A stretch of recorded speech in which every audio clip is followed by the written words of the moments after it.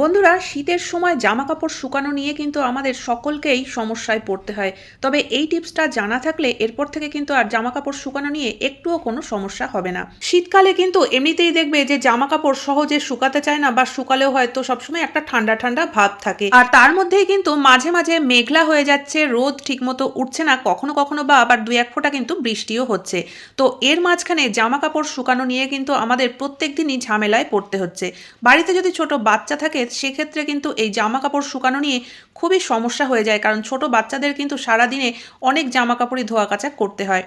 তো সেই সব জামা কাপড়গুলো যদি ঠিকমতো না শুকায়, বাচ্চা হোক বা বড়, সকলের জামা কাপড়ই যদি এরকম ঠান্ডা ঠান্ডা ভাব থাকে, একই এত শীত পড়েছে তার মধ্যে এই ঠান্ডা জামা কাপড় পরলে কিন্তু আরও শীত বেশি লাগবে, তাছাড়া ঠান্ডাও লেগে যেতে পারে। তো জামা কাপড় যদি এরকম ভিজে ভিজে থাকে বা ঠান্ডা ঠান্ডা থাকে, সেক্ষেত্রে কিন্তু তোমরা এই ছোট্ট টিপসটা ফলো করতে পারো। এতে করে কিন্তু জামা কাপড়গুলোকে সহজে শুকিয়ে নেওয়া যাবে, বা জামা কাপড়ের যে ঠান্ডা ঠান্ডা ভাব সেটাকেও কিন্তু খুব সহজে আমরা কাটিয়ে নিতে পারবো।